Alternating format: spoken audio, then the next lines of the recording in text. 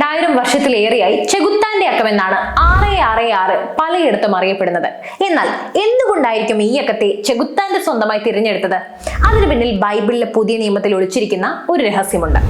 Bible പുതിയ നിയമം എഴുതിയ കാലവുമായിട്ടാണ് ഈ നമ്പറിന് ബന്ധമുള്ളത്. ബൈബിൾ പുതിയ നിയമം രചിക്കുന്ന കാലത്ത് റോമൻ സാമ്രാജ്യം ഭരിച്ചിരുന്നത് ഏറ്റവും വെറുക്കപ്പെട്ട ചക്രവർത്തിമാരിൽ ഒരാളായ നീറോ സീസർ ആയിരുന്നു. പല ചരിത്രകാരന്മാരും അദ്ദേഹത്തെ ചെകുത്താൻ എന്നാണ് വിശേഷിപ്പിച്ചിരുന്നത്.